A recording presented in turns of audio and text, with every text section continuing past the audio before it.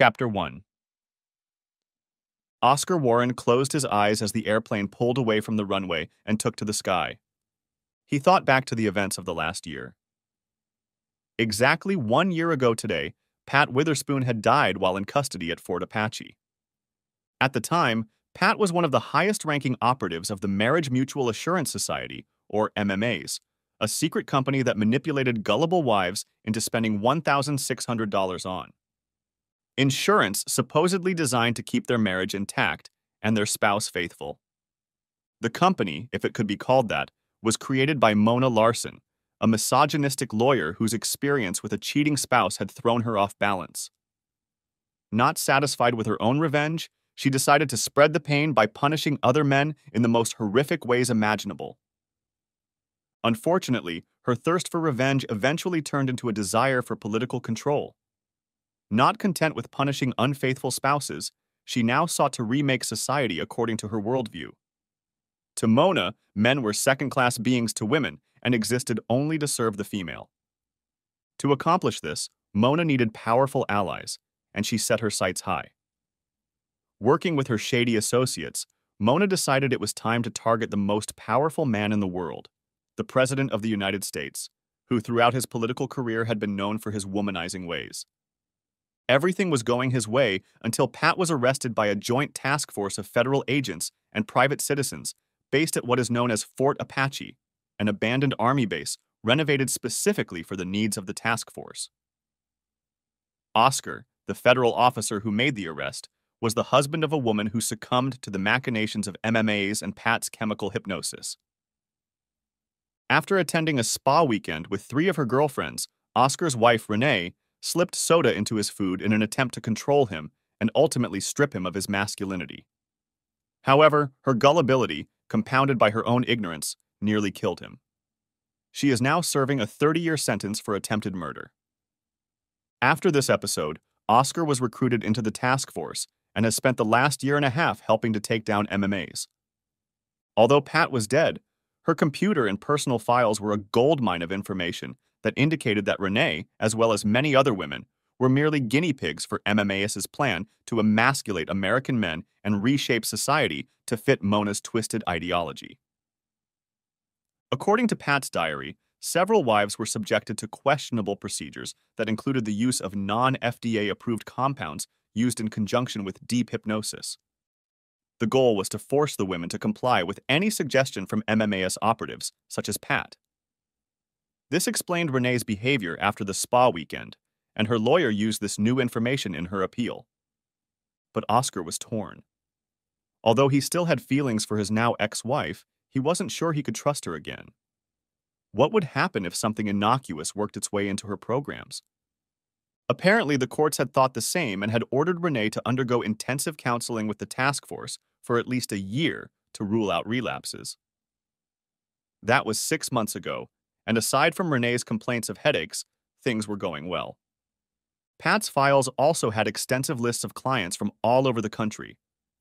As far as they could tell, there were at least 10,000 active paying customers. In addition, the files had videotapes of the penalties that would be imposed if a lawsuit was filed.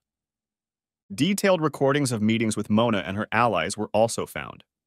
No names were mentioned, but a number of initials were used, and it appears that Pat used a form of shorthand that required translation.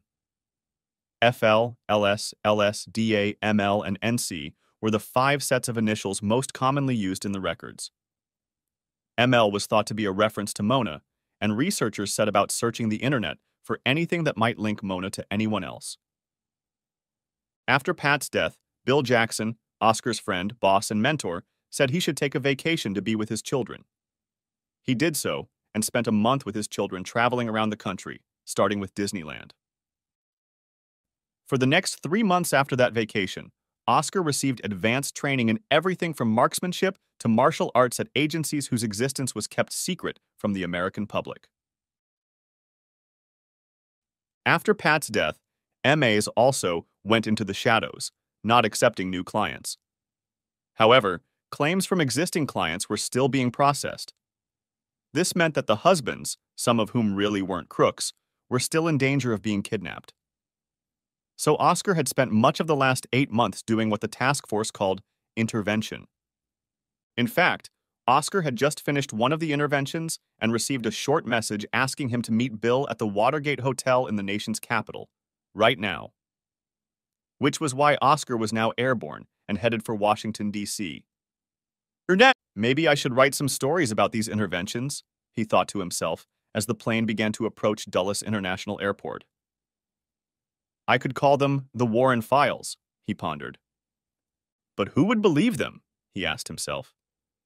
Chapter 2. Oscar picked up his luggage and was heading for the exit when he saw a man in a chauffeur's uniform with a sign that read, Oscar Warren. He approached the man and introduced himself. I'm Oscar Warren, he said. Who sent you? Bill Jackson sent me, the man said. I'm supposed to take you to Watergate. Oscar followed the man to the limousine and got in. The driver handed him an envelope. This is a room key. The room number is written inside the envelope, he said. They reached the Landmark Hotel and Oscar carried his luggage to the room. As he entered the room, he looked around to see Bill. Sure enough, his friend was standing at the window talking on his cell phone. He waved his hand at Oscar, saying, Yes, sir. We'll be there in about an hour. Good. Goodbye, he said to the person he was talking to.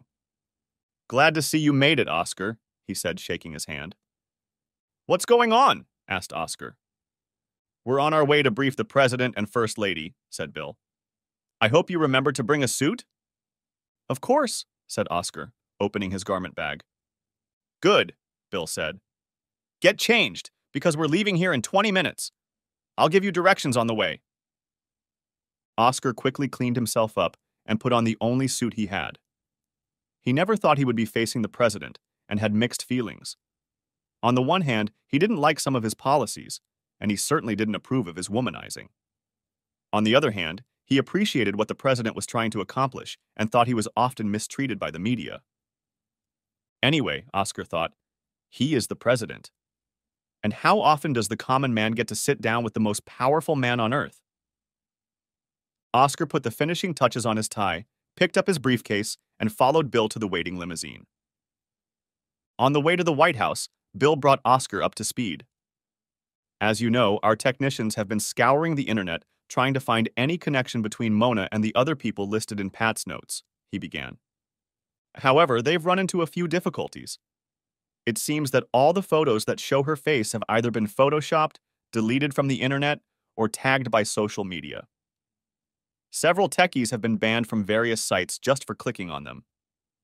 We're not sure, but we think NC is a reference to Nina Carlisle's, a very senior bureaucrat in the Treasury Department, specifically in the Treasury Department, which oversees the Secret Service. There's another NC, one Nancy Caputo, a prominent and very wealthy lobbyist working for a women's rights group. Like I said, it could be a reference to one of them, or maybe both. We're just not sure, and there's not enough context in the memos, so we're following up on both to be sure.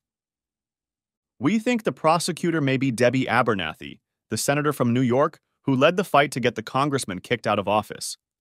You know, the one who was caught texting with his interns. He disappeared, and we don't know exactly where he ended up, but we believe he worked for Mona after he was removed from office. The others are inconclusive. We can't link anyone with those initials to Mona, and that's not all. We have received information that MMAS may be operational again, and it looks like the president is definitely a target. I know you're not thrilled with him, Oscar, but if he is compromised or hurt by MMAS the way others have been hurt, it could trigger armed riots. As for our briefing, I will be doing most of the talking. Let's not name any names for either the president or the first lady. I know she wants to hear about what MMAS has done to other victims, so I will let you deal with that since you have seen it firsthand. I also want you to use your fancy training to your advantage. Be very observant. I want to know if you see anything that might give us clues. Any questions? He asked. None so far, Oscar replied. Good. Just follow my directions, Bill said as the limo turned toward the White House. Chapter 3. Bill and Oscar were escorted into the Oval Office after the usual Secret Service search. Oscar was watching everyone around him closely, looking for anything that might indicate trouble. So far, he had seen nothing but a group of professionals doing their jobs. As the door to the Oval Office closed behind them, Bill and Oscar shook hands with President Lincoln Skaggs, the most powerful man in the world. Oscar thought he looked a little shorter in stature than he did on the TV screen. His dark hair with gray at the temples looked as tousled as it always did. His handshake was quite strong, giving the impression of a man who worked out a lot. He led them over to the couch in the center of the office and sat down across from them. A door at the side of the office opened, and a petite, blonde-haired woman walked in. Oscar immediately recognized her as the First Lady. The president stood up to greet her, kissing her on one cheek. "Gentlemen, may I introduce the First Lady?" he asked.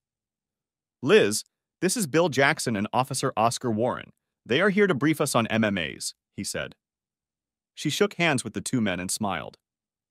"Nice to meet you," she said in her trademark British accent.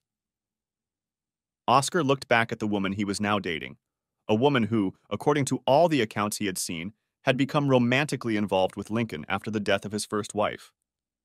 He was serving as a U.S. senator at the time, and she was a K Street lobbyist working for a defense contractor. Other stories claimed that he cheated on his first wife with her, but this was never proven. She was younger than the president, with an infectious smile on her pixie-like face. The briefing began with Bill laying out some basic information: who and what MMAS is, what they have done, and what the task force is doing to counter this organization. Bill revealed that in his opinion, and the opinion of many others, this group was targeting the first family, particularly the president himself. It appears that MMAS has gone beyond simple revenge and is now pushing a radical political agenda. It appears that MMAS wants to radically change the age-old dynamics of marriage, and they don't mind using illegal means to achieve that goal, he said. And the information we've been able to obtain points to a plot to trap and possibly co-opt the president. "What do you mean, Bill?" the president asked. "Please don't be politically correct. I need to know what we're up against." "Very well, Mr. President," said Bill.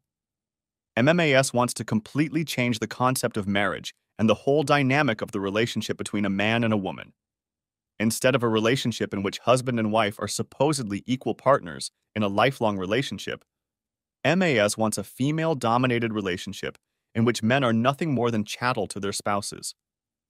And they want that dynamic to become the norm throughout society.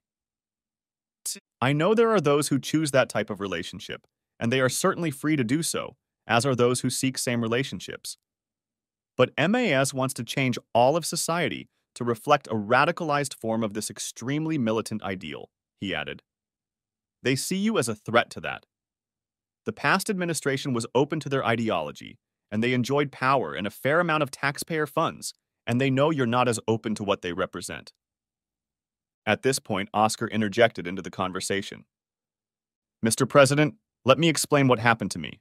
Maybe this will help clear things up," he said. "Please, Officer Warren," the president said. "After MMAS ended my wife's life, she became part of a conspiracy to emasculate me with a drug designed to make me malleable to my wife's desires. Pat, an MMAS operative who worked with my wife, made her seek a relationship in which I would become a willing and weak cuckold. A man incapable of activity yet happy to indulge in her actions," Oscar said. After Oscar finished his story, both the president and the first lady looked shocked. "And you think this is what they have in store for me?" the president asked. "We have every reason to believe that you are a direct target, and yes, we are concerned that this could happen to you," Bill said. "I don't need to explain the potential consequences if that happens." Lincoln Skaggs thought for a few moments before he spoke. "Mr. Jackson," he said, turning to Bill, "I want to thank you for bringing this to my attention. I would like Officer Warren to stay here for a while as our guest and get to the bottom of this." The president turned to Oscar.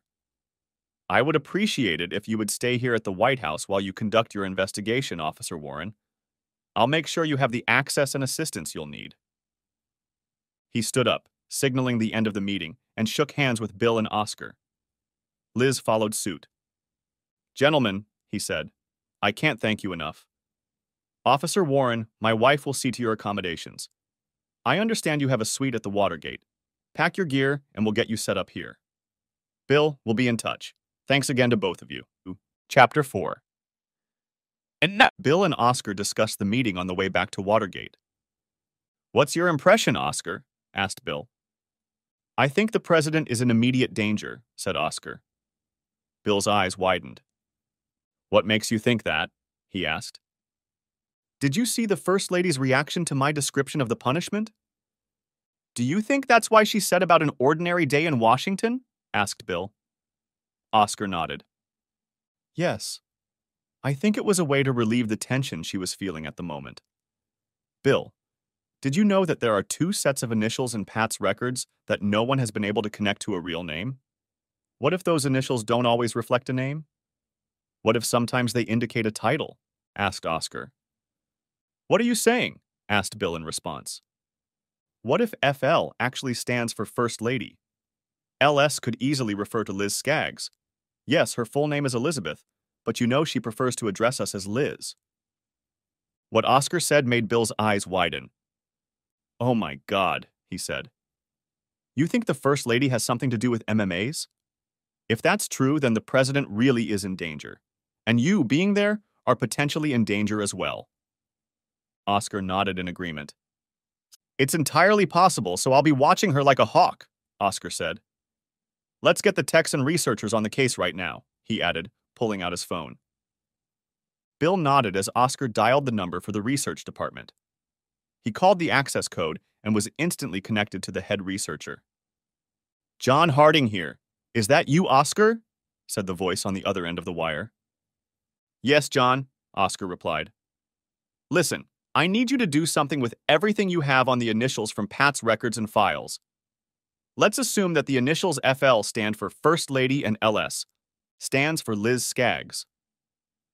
After you do that, dig around on the internet and see what you can find. Can you do that? Of course we can do that, Oscar.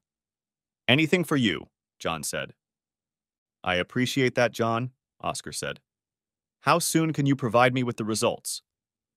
Give me a couple hours. I'll send the results via secure email, John said. Great, John. Thanks, Oscar said, and hung up. He looked at Bill. Looks like we'll know one or the other in a couple hours.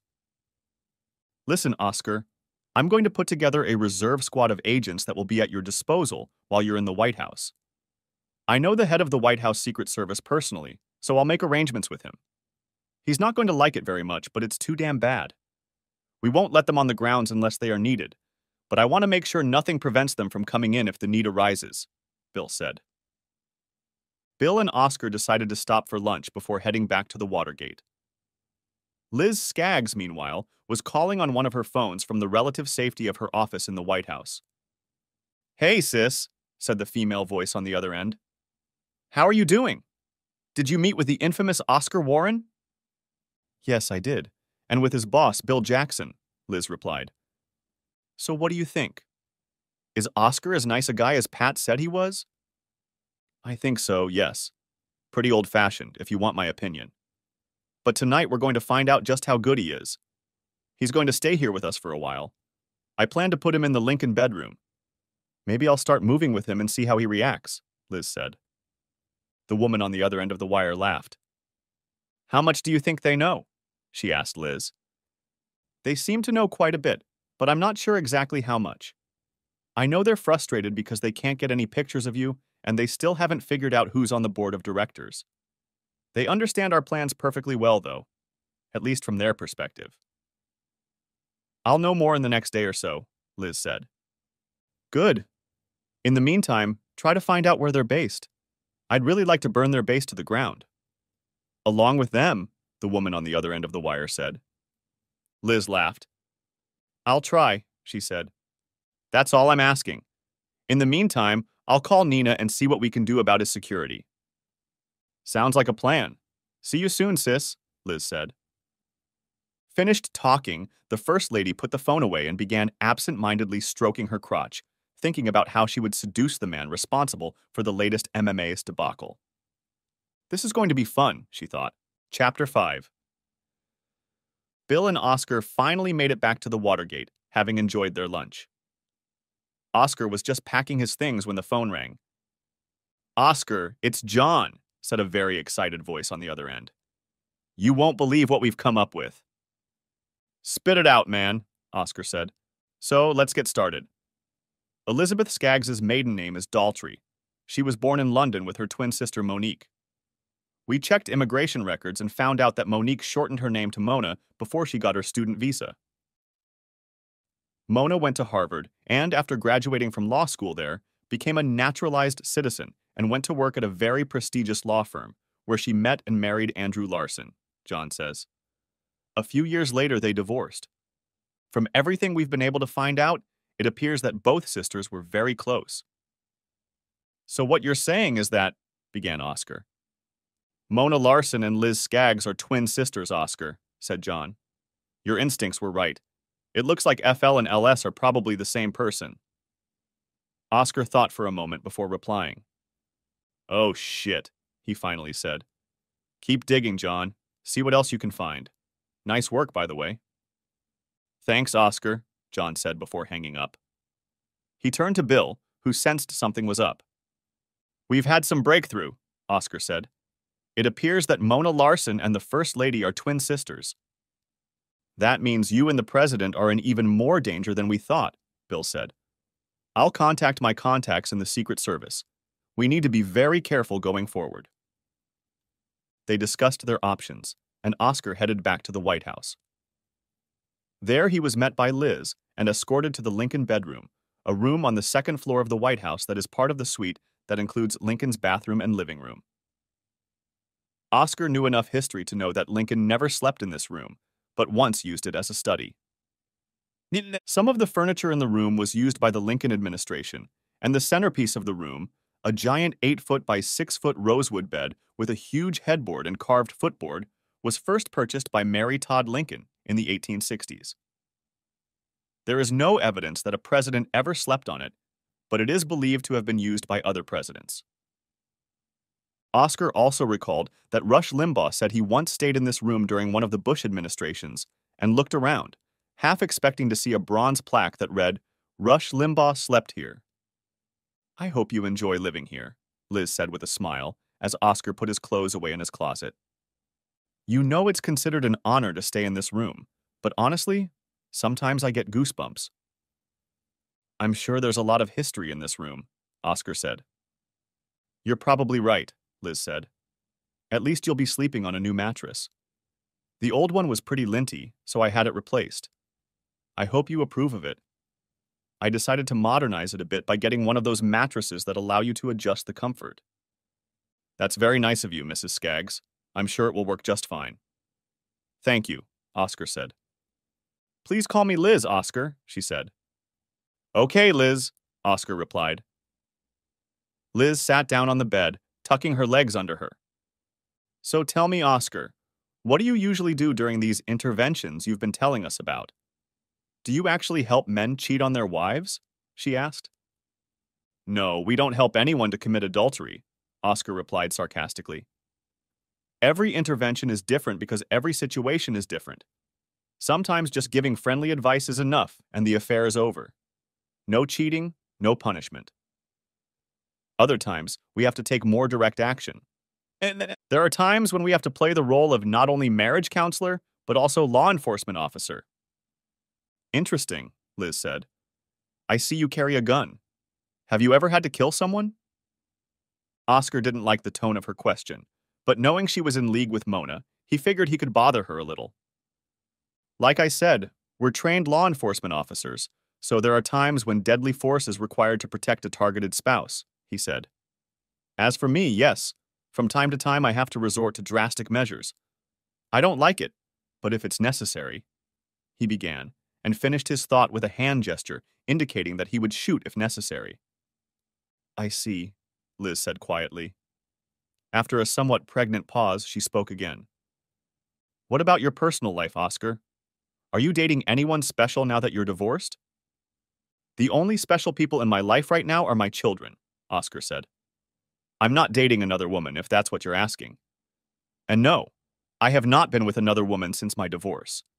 Call me old-fashioned if you want, but I have my reasons. Oh my God, so you haven't been with a woman in a year and a half? She asked. I'm sorry, but I find that hard to believe. I don't know any man who can go that long without having fun. I know that sounds strange, but it's true. For starters, I still have feelings for my wife, and I'm not sure how that's going to end. Call me crazy, but I believe in the wedding vows of "till death do you part." And then there are my children. I want to be able to look them in the eye and honestly say that I had no one but their mother. And finally, there's work. Not only does it take up a lot of my time, but it also makes me wary of finding new relationships. You'd be surprised how much garbage I've seen, he said. But didn't your wife try to kill you? Asked Liz. Yes, she tried, said Oscar. She was also under the influence and control of her MMAs, operative at the time. So you blame MMAs for what happened to you, said Liz. Absolutely, Oscar said. And that's why Mona Larson and her accomplices should be brought to justice. There's no telling how many other people she and her accomplices have harmed. Liz frowned at that remark. And now it looks like she's targeting your husband. Who knows? Maybe she's using you the same way her operative used my wife. A look of concern, or guilt, flashed across her face, and she quickly changed the subject. Where are your children now? She asked. At home. They're in good hands, by the way, and I talk to them every day, Oscar said. And where is home, if I may ask? Liz asked. Oscar immediately realized that she was trying to get him to reveal the location of Fort Apache, his base of operations. Someplace safe, he said, noticing the disappointment on her face. He decided to change the subject. What about you, Liz? What brings you here besides being married to the most powerful man on earth? What's your story? Asked Oscar. Liz hadn't expected such a question. Oh, nothing much. Grew up in London, as you probably know. Came to the States to study and decided to stay. I met Lincoln when he was in the Senate and we married after his wife died, she said. What about family? Any brothers or sisters? Asked Oscar. Liz shook her head. No family, she said. Mom and Dad died in an accident, and I was left an only child. I think I read somewhere that you have a twin sister, said Oscar. Liz shook her head. Fake news, she said. I guess one of those right-wing conspiracy websites keeps attacking my husband as a globalist. Oscar thought. He finished putting his things away and joined Liz in the main part of the bedroom. So, are you going to be my chaperone while I'm here? He asked. Liz laughed and nodded her head. As a matter of fact, yes, she said. And I'll be expecting you at dinner tonight at 7 p.m. Sharp. I look forward to it, Oscar said. Now, if you don't mind, I have some work to do. Very well, Oscar, she said. I have things to do too, but I expect to see you at dinner. And feel free to dress up if you'd like. Smiling, she left the room, leaving Oscar wondering why she had lied to him. How deeply she was involved in all of this, he asked himself. Chapter 6. So, what did you find out? Asked Mona to her sister. I think he knows a lot more than he's saying, replied a flustered Liz. He's been asking about my sister, so I'm sure he knows we're related. That means he's going to be very careful around you in the future, Mona said. We're going to have to act fast. He's having dinner with me tonight. Do you think I should spike his food? Asked Liz. No, he'll be on guard. Just relax, let me handle it. Don't give him any unnecessary reason to suspect you. Remember, the target isn't him. It's your husband. I want you to distract him as much as possible. Can you do that for me, sis? Asked Mona. Of course, replied Liz. Okay, thanks, sis. Love you, said Mona. Love you too, said Liz and hung up. Oscar, meanwhile, had managed to have a brief meeting with Kyle Bumstead, the senior Secret Service agent at the White House. Kyle had just finished talking to Nina Carlisle's and was not at all pleased. So, Warren, tell me, did you have anything to do with these new agents showing up on my doorstep? He asked when they met. I have no idea what you're talking about, Oscar replied to the red-faced man whose shaved head reminded him of a .45 caliber bullet. I just got off the phone with Treasury. They gave me a bunch of pledges and told me to put them on the president's staff. Heck, that's my job, not theirs, he said. Let me tell you something, Warren. This is my house, and I take my job very seriously. I'm sorry, Bumstead, but I thought this was the people's house, Oscar said. Kyle turned even redder than before and sunk his gaze into Oscar's face. It is the people's house, as you say, but my job is to make it the safest in the whole goddamn world, and that's exactly what I'm going to do.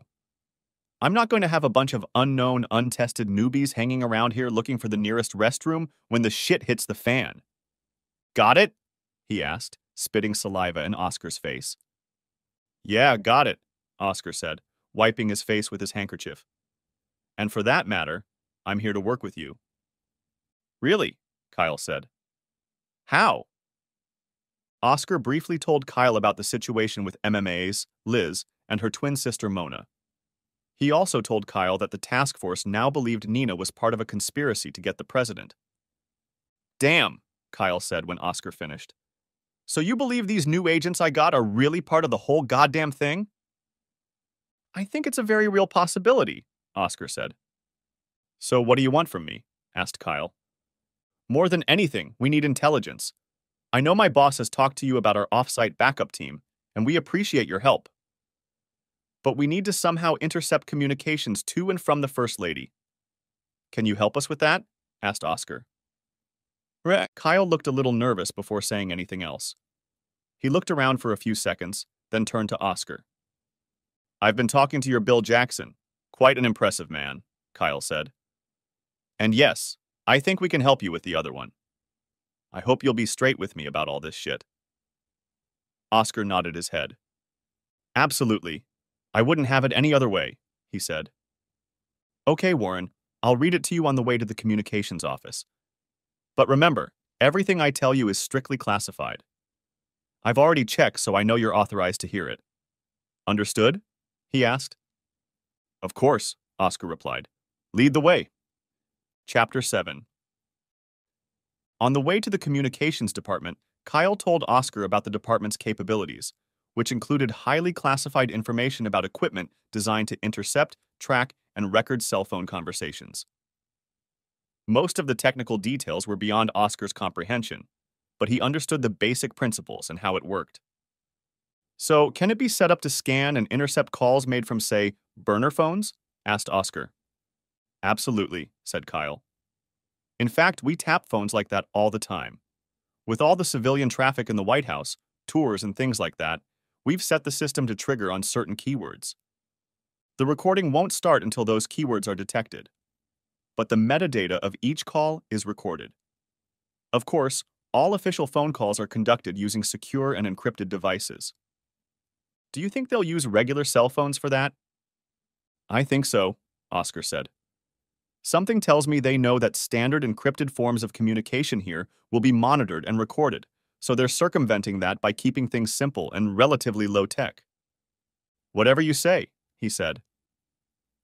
They reached the secure communications area, and Kyle let them inside using his keycard. Once inside, he walked over to the equipment box and began flipping switches. Once seated at the computer, he began clicking buttons and entering commands. Oscar was not interested in this, but he got a general idea of what was going on. Soon a diagram appeared on the large monitor. There were several red dots on it, which Oscar realized indicated cell phones that had recently been used. Kyle manipulated the diagram, and they noticed that one dot was on the top floor, the First Lady's office. Kyle clicked on the dot, and a wealth of information popped up on the screen. Is this phone currently in use? Asked Oscar. It appears not, replied Kyle. It looks like a call was made from it a few minutes ago. And from the data, it looks like several other calls were made from this phone over the past few days. And all the calls were to the same number. Could it really be that simple? Oscar wondered. Can we use this data to determine the location of the other phone? He asked. It'll take a little time, maybe an hour or two, but we'll be able to locate it, at least to the nearest tower, Kyle said. Can you set it to record any further conversations? Asked Oscar. Kyle nodded his head. Already did, he said. I've also enabled tracking on both phones and prioritized them. Give me your phone and I'll install an app so you can monitor them remotely. Oscar unlocked his phone and handed it to Kyle. Kyle did his magic and handed the phone back to Oscar. Now you can monitor both phones yourself. Both numbers have been programmed so you'll know where they are too within a few yards, Kyle said. Great, Kyle, thanks, Oscar said. I'll alert my men. That's a big help. I'm just doing my job, Warren. I'm here to keep the president safe. I don't care about cheating spouses, but I get upset when my president or his family is in danger.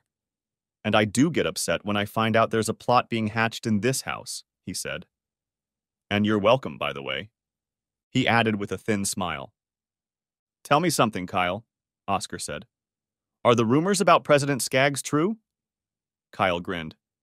You're obviously not from around these parts, he said. Hell, everyone here knows Lincoln Skaggs is one of the biggest pussies on the hill, if not the biggest. If she's got a skirt on, he's after her. Personally, I don't get it. Have you seen the First Lady? If I were married to her, I'd never even think of another woman. But it's not my job to raise him. I'm his protector, not his confessor. Maybe you can talk some sense into him. Yes, I understand, Oscar said. The First Lady is a very attractive woman. Attractive, yes, Kyle said. Chaste? Not so much. She's been known to have oddities from time to time. Maybe they have one of those open marriages, you know? Just be careful when you have dinner with her tonight, and keep your cool. You know about her dinner invitation? Asked Oscar. Kyle smiled. It's my job to know what goes on in this house, he said. Of course it is, Oscar smiled. So, what's the president's schedule for the next couple days? The usual meetings and such, but tomorrow night he has a fundraiser with the party leaders, Kyle said. That's probably when they'll make their move, Oscar said. Hopefully we can get Mona by then. Kyle nodded in agreement. I think you're right, he said. I'll send my best agents to her. Thanks, Kyle. We'll keep each other informed. By the way, do you think you can get us into the president's briefing? Asked Oscar. Kyle looked up the president's schedule and found a free time only 45 minutes away. Yeah, I think we can get in for a short 5 to 10 minute meeting. But no more than that, he said. That will work out. See you then, Oscar said. They shook hands and went their separate ways. Chapter 8. After his meeting with Kyle, Oscar called Bill and told him what he and Kyle had accomplished. Bill was beyond excited. Great job, Oscar, he said. I'll get some teams ready and we'll spring into action when you have a better idea of Mona's whereabouts. I'm inclined to agree that they'll probably move tomorrow night. Let me know when you have more information, and for God's sake, be careful with the First Lady tonight. Yes, thanks, Dad, Oscar said wryly. Bill laughed. I'll talk to you later. Oscar put the phone away and glanced at the time. He was a couple hours away from dinner with Liz and just under half an hour away from meeting with the president. That was just enough time to get back to Lincoln's bedroom and send a text to his kids to let them know he was okay. He met Kyle outside the Oval Office, and they entered the office together. President Skaggs finished talking as they entered and walked up to meet them. Kyle, Officer Warren, he said, smiling. What can I do for you gentlemen tonight? Mr. President, Kyle said, Officer Warren and I would like to update you on the progress of his investigation into MMAs, and I thought you should hear it from both of us. The president nodded his head and gestured to the couches in the study. Mr. President, I don't know how else to say this, so I'll just speak up, Oscar said. It seems the First Lady is involved in this case, and the female lawyer at the head of it all, Mona Larson, is actually her twin sister. The president looked somewhat shocked by this revelation. Are you sure about that, Officer Warren? He asked. It's an incredible accusation you're making. I know it is, Mr. President, but our people have double-checked the records in London and with our own immigration authorities, and the information we pulled from Pat Witherspoon's files confirms it, Oscar said. Kyle entered the conversation. We also discovered several calls made from a civilian cell phone from the First Lady's quarters to a phone located somewhere in Georgetown. After Officer Warren and I met with him, our office was able to trace that phone to within a 2-mile radius of the Georgetown Tower, he said. We have reason to believe that whatever is about to happen is likely to happen somewhere around tomorrow night's fundraiser. I see, the president said. How sure are you about all of this? Kyle and Oscar looked at each other. Oscar nodded to Kyle, giving him the floor. I'd give it a high degree of probability, sir, he said. President Skaggs looked at Oscar. What are your men doing? He asked. We're preparing to put troops on the ground, Mr. President. All we are waiting for is the location, Oscar said. Very good, Lincoln said. Good work, gentlemen. Thank you. Both men realized the meeting was over and got up to leave. President Skaggs waved at Oscar before he reached the door. Kyle nodded and walked out of the office. Officer Warren, I understand you have a dinner planned with the First Lady tonight, the president said. Yes, sir. Scheduled, Oscar replied. Just between you and me, you see, man to man. I just wanted to let you know that she really likes you, the president said. Mr. President, I assure you, Oscar began, but Lincoln waved him away. Oscar, don't worry. Liz and I have a certain, understanding. I have my relationship. She has hers. Oh yeah, I know all about them and she knows all about mine. We just don't rub each other's noses in it. You do find her attractive, don't you? Asked Lincoln. Yes, sir. I find the First Lady a very attractive woman, but I assure you, especially under the circumstances, I have no intention of making any advances toward her, said Oscar. She is now under suspicion, and besides, I still have feelings for my ex-wife. Lincoln smiled and put his hand on Oscar's shoulder. You are an honorable man, Oscar. I wish there were more people like you. There would probably be a lot less divorces in this country, Lincoln said with a smile. Enjoy your dinner, please, and thank you for your service. Thank you, Mr. President, Oscar said, shaking his hand. He walked out of the office and caught up with Kyle. That went well, Oscar said. Kyle nodded in agreement. I see you've located Mona's cell phone. Yeah, it just came in before our meeting, Kyle said. I've already texted your phone so your people can take action. Kyle looked at Oscar as they approached Lincoln's bedroom. Be very careful with the First Lady, Oscar, he said. Remember, she's now a suspect and a potential threat to the president. If you feel threatened, send me a text to 911. I'll have a team on standby. Thank you, Kyle, Oscar said. Let's hope it doesn't come to that. Chapter 9. Oscar showered and dressed for dinner with Liz. He held the capsule in his hands and contemplated whether to take it. The technicians at Fort Apache had developed it after getting information from Pat's files about the many compounds MMAs like to use. They explained that it couldn't be completely effective against everything, but should greatly reduce the effects of anything they could use against it. They also said that for maximum protection, it should be taken at least 30 minutes before exposure. He glanced at his watch and decided to take his chances. He swallowed the pill and headed outside. Soon he was already knocking on Liz's door. Come in, she said. Oscar opened the door and walked in. Liz made the best of it. The diffused light was dimmed and the elegantly set table was illuminated by the soft light of candles.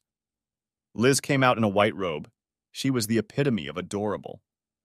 Too bad she's a suspect, Oscar thought, and married to the president. Liz walked over to the table. I hope you like my outfit, she said. I picked it out especially for you. Please join me. Oscar walked across the room and, as befitted a gentleman, pulled up a chair for her and sat her down, as he had done so many times for Renee. She sat down and smiled. A gentleman, I see. I rarely see that these days, she said, smiling. Thank you. My pleasure, ma'am, he said, returning her smile. He sat down across from her, and an orderly wheeled a cart up to the table. He set the lunches in front of them and ceremoniously removed the polished silver covers, exposing a nice piece of meat and a well-cooked lobster tail. Then he poured some champagne into the flutes. Oscar noticed that a few tiny pellets had settled to the bottom of his flute, which would probably have gone unnoticed to the untrained eye. Closing the bottle, the attendant smiled and bowed, wishing them a pleasant evening. Oscar waited until the man left the room before saying something. It looks absolutely marvelous, he said. You certainly did your best. Liz smiled at hearing the compliment. I'm glad you approve, she said, taking a sip of champagne. Tell me something, Liz, if you don't mind, said Oscar. Sure, anything, Oscar, she said, taking a bite of a piece of lobster. What would your husband say if he saw us now? He asked. Liz laughed. He'd probably tell us to enjoy our vacation and ask us to be quiet, she said. Let me explain. Lincoln and I have an understanding. We love each other very much, but we both have very high libidos. So he has his affairs and I have mine. We know all about them, and everything is fine as long as we don't rub each other's noses in it. I don't know how he manages it, Oscar said. If I were married to you, there's no way I'd share with you like that. Maybe it's just my Midwestern upbringing. I'm flattered, Oscar. I really am, she said.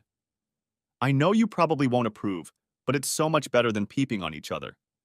I've done that too, and it's no fun at all, constantly wondering if you're going to get caught and wondering what might happen when it all comes out. And believe me, in the circles that Lincoln and I run in, almost everyone is doing someone else. That way, there won't be any hard feelings and no one gets hurt. That's not my experience, Oscar said. From what I've seen, someone always ends up getting hurt. Maybe they're just taking the wrong approach, she said. Since we're bearing our souls here, I have one confession to make. What's that? Asked Oscar. I lied about not having a twin sister. I have a twin, but we were separated when we were very young. I don't know where she is or what happened to her, she said. You know, technically lying to a federal officer is a felony, Oscar said, smiling. Liz laughed. I guess we'll have to see what the court says, she joked. I didn't know I was being questioned, and I certainly don't remember you reading me my rights. Right, Oscar said. The phone rang.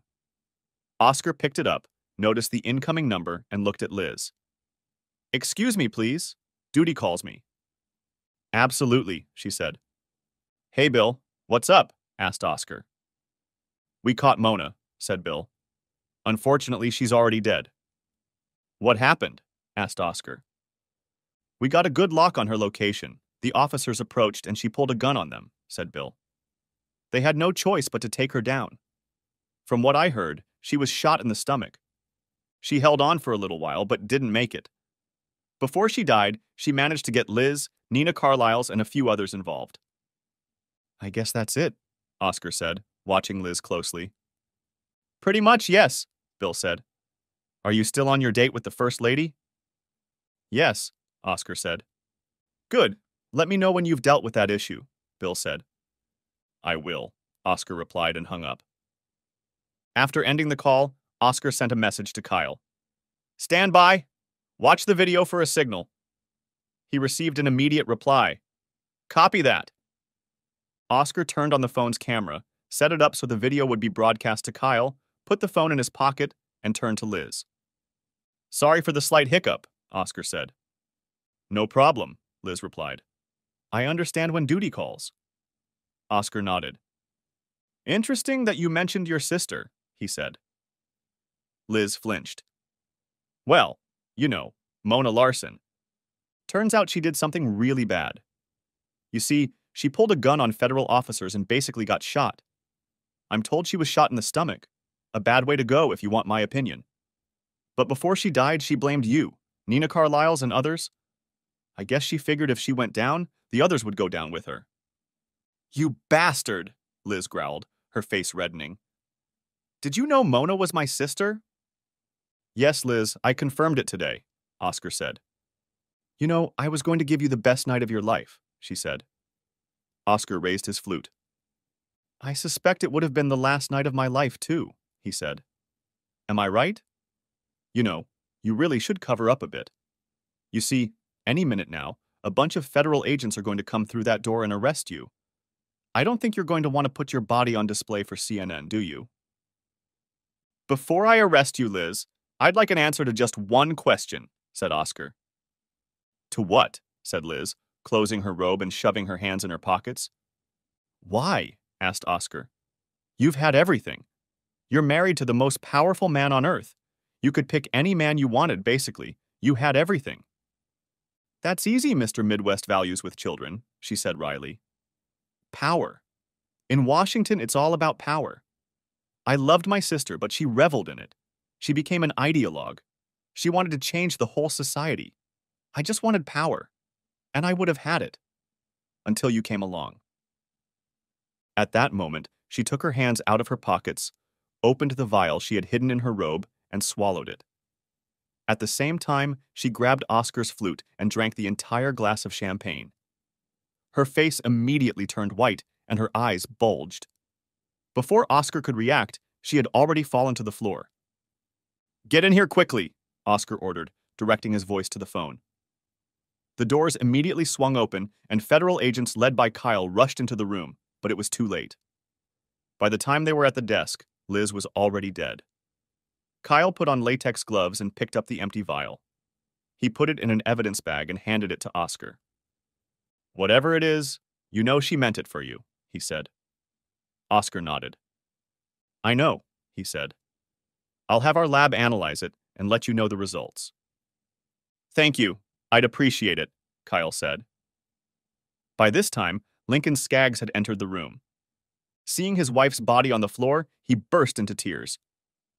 "Did you have to kill her?" he asked Oscar. "She did it herself," Oscar replied.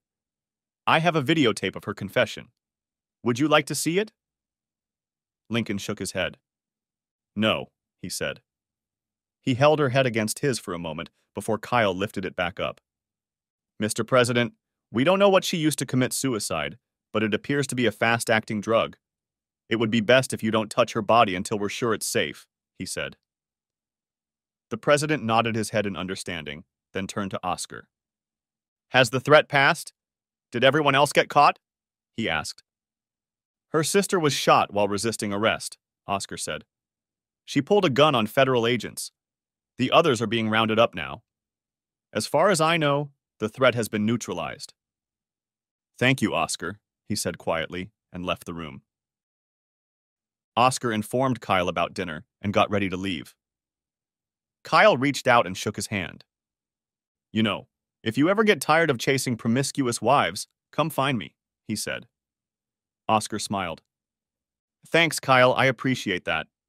It was a pleasure working with you," he said. Oscar returned to the Lincoln bedroom and called Bill to update him on the evening's events. "Good job, Oscar," Bill said. "We'll take it from here. But right now, you need to get back to base." "What's going on?" asked Oscar. "It's Renee, and it's serious," said Bill. That was all Oscar needed to hear. He gathered his clothes, took one last look around the room, and hit the road. A few hours later, he arrived at Fort Apache and met Bill, who escorted him to the secure medical center. "Oscar," Bill began, "Renee has been diagnosed with a very aggressive brain cancer. I didn't mention it before because I needed you to focus on your work. It was discovered during a 6-month scan. From what I was told, she has a few days, maybe a couple weeks, and she asked for you." "What the hell?" asked Oscar. "Didn't they notice it sooner?" "There were no signs 6 months ago," said Bill. "A few months ago, she started complaining of headaches, so they gave her the usual medication, but they got worse. Whatever it was, it started showing aggression more recently." By this time, they had reached Renee's room. The children were already there and waiting for their father before entering the room. Renee had lost weight, her eyes seemed sunken, and her skin had taken on a yellowish tint. Oscar walked over to her bed and took her hand. "Oscar," she whispered, smiling. "I'm so glad you were able to come. I'm sorry, but I don't think I'll get to see the kids graduate." "You'll do fine," he said, trying to cheer her up. It didn't work. She shook her head. "No, baby, it won't," she said. "But I want to clear the air before I go." "What do you mean?" asked Oscar. "I need to tell you something before I go. You have been the best husband and father a woman could ever wish for. I love you so much, and yet I have hurt you so much." "I'm so sorry," she said, and tears streamed down her face. "Okay, Renee, I know that MMA has ruined your mood," Oscar said. Renee shook her head and cried even harder. "No, Oscar, I need to say something and I know it's going to hurt, but I can't take it to the grave. I need to get it out. Before I went on that retreat, I cheated on you. Several times. I don't know why I did it, but I'm sorry. Will you ever be able to forgive me? She asked. Oscar couldn't believe what he was hearing. He never would have thought that Renee would cheat on him, and here she was admitting it herself. Hot tears streamed down his face. He stood up and looked at Bill, shaking his head. Children, go talk to your mother, he told them, inviting Bill and the doctor out into the hallway. Is it possible she's hallucinating? Asked Oscar. The doctor shrugged his shoulders. Impossible to say, he told Oscar. We know she's been fed all sorts of mind-altering chemicals, so anything's possible. The important thing is that it's real to her, so at least in her mind it really happened. Is there anything that can be done? Asked Oscar. The doctor shook his head. No, Oscar, nothing, he said. This thing is growing even now. I've never seen anything like it. It's literally consuming her brain cells, and it's doing it faster and faster. Frankly, I'm surprised she can even speak. How long does she have left? Asked Bill. Yesterday, I would have said a few days or weeks. Right now, I think we're talking a few hours, if not more. Her body is already shutting down, and soon her entire brain will be consumed. I don't think she'll survive the night, he said. Frankly, she may not live to have this conversation. Bill looked at Oscar. Well, my friend, you have a big decision to make. Do you love her enough to forgive her? He asked. Oscar knew he loved her enough to possibly take another chance on her, but that was before this revelation. But what could he do? Divorce her? He'd already done that. Kill her? She was already dying and could die any minute. She'd already been thrown in jail. And he knew that if he didn't forgive her, it could be a stumbling block in his relationship with his children, who were now crying as they said goodbye to her. Damn, he thought. Why had she done this? But, he reasoned, there was a possibility that it was a false memory embedded by MAs. He looked at Bill and made his decision. Returning to the room, he regarded his ex-wife, who was now looking at him with eyes that begged for mercy. She had suffered and was suffering now. He decided not to add to her pain. Renee, you gave me many years of happiness, 2 wonderful children, and despite everything that has happened, I forgive you, he said, crying. Renee sobbed at his words, as did the children, who hugged her as tightly as they could. After a few minutes, Renee asked to take the children out into the hallway. Oscar pulled her against him and cried as he heard her whisper, I love you, and I'm sorry. He heard a sound like a death rattle and then nothing. He looked at her face and realized she had passed away. He kissed her forehead and put her back in the bed. I'm sorry, Oscar, Bill said. Look, we'll take care of everything. We'll have to do an autopsy first, but the task force will pay for her funeral. Oscar nodded, gathered up the kids, and headed home in a daze. Epilogue. The autopsy revealed that Renee's brain condition was the result of the experimental drugs Pat had administered to her that weekend on vacation. It appeared that the tumor had existed for some time, but was so small that previous scans had not detected it. Renee was buried in Oscar's family plot with the inscription, Loving Wife and Mother. Oscar wouldn't tell his family everything she had done, but they knew she had spent time in prison for trying to kill him. For the sake of the children, he decided to spare them the gruesome details. The news reported that the First Lady had died of a sudden stroke. The nation mourned her loss, and the media showed a video of a grieving President Skaggs. The video of him shedding tears at her grave caused his popularity to rise among family values supporters, and even former opponents were reluctant to criticize a man mourning the death of his wife. No doubt, Oscar thought, he would surely be re-elected.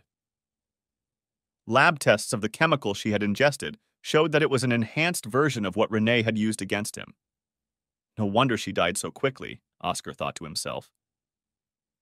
There were also reports of an unidentified woman who had been shot and killed while resisting arrest by federal agents.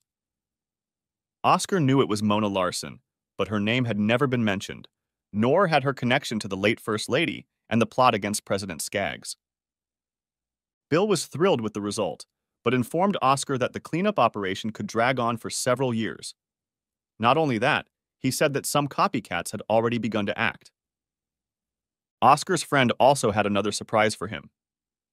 "Oscar, you really need to find a good woman. Maybe you should look at that new girl who works in the legal department, Rita," said Bill. "Why?" asked Oscar. "Because she's heard a lot about you and she really likes you," said Bill. "And how do you know that?" asked Oscar. "Well," said Bill, "she's my daughter, and it just so happens that she's about your age, and I happen to know that she's single and really wants to meet you." "You dog," Oscar said, laughing. "Are you really trying to set me up with your daughter?" Bill laughed and held out a piece of paper to Oscar. "Give her a call," he said. "She's looking forward to your call. Now don't make a liar out of me." "Okay," Oscar said in annoyance. "I'll call." "Good," Bill said. "Just one thing, okay?" "What?" asked Oscar. "I'd really like to have grandchildren someday," said Bill with a smile. Oscar laughed. He called and met Rita, who turned out to be a wonderful, caring woman who adored children. After meeting for a while, they fell in love, and the kids fell in love with her too. Eventually, they were married, with Oscar's children acting as best man and maid of honor. At least, Oscar reasoned, he wouldn't have to hide his work from her. And it turned out that soon after the honeymoon, Bill would fulfill his wish sooner than he expected. The end. Thanks for watching. I hope you enjoyed it. So subscribe to my channel and watch the next video.